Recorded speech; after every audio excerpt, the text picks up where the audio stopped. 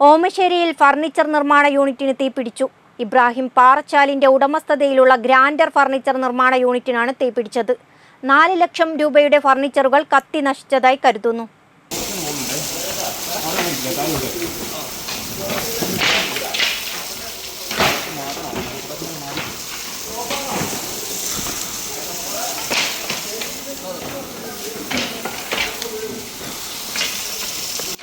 ഓമശ്ശേരി ഗ്രാമപഞ്ചായത്തിലെ വെള്ളാറച്ചാലിൽ എന്ന സ്ഥലത്താണ് ഇബ്രാഹിം പാറച്ചാലിൽ എന്നയാളുടെ ഉടമസ്ഥതയിലുള്ള ഗ്രാൻഡർ ഫർണിച്ചർ നിർമ്മാണ യൂണിറ്റിന് തീപിടിച്ചത്.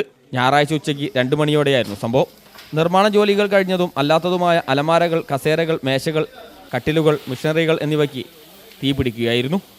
അവധി ദിവസമായതിനാൽ യൂണിറ്റിൽ ക്ലീനിംഗ് പ്രവർത്തികൾ നടന്നിരുന്നു. ഇതിൻ്റെ ഭാഗമായി പാഴ്വസ്തുക്കൾ കൂട്ടിയിട്ട് സമീപത്ത് വെച്ച് കത്തിച്ചിരുന്നു. ഇതിൽ നിന്നും തീപ്പൊരി പാറി മുകളിലായി വലിച്ചുകെട്ടിയ പ്ലാസ്റ്റിക് നെറ്റിലേക്ക് തീ പടർന്നതെന്നാണ് സംശയം. 4 ലക്ഷം രൂപയുടെ ഫർണിച്ചറുകൾ കത്തി നശിച്ചു. വിവരമറിഞ്ഞ് മുക്കത്ത് നിന്ന് അസിസ്റ്റന്റ് സ്റ്റേഷൻ ഓഫീസർ ജോയ് എബ്രഹാമിൻ്റെ നേതൃത്വത്തിൽ അഗ്നിരക്ഷാസേന സ്ഥലത്തെത്തി.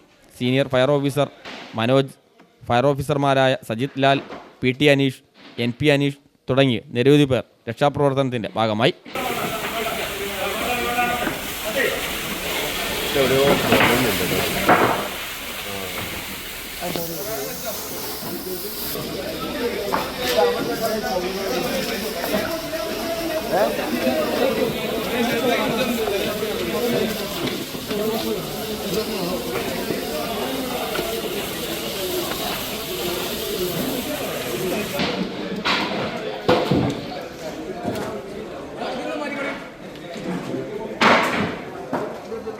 News bureau, Mukkam.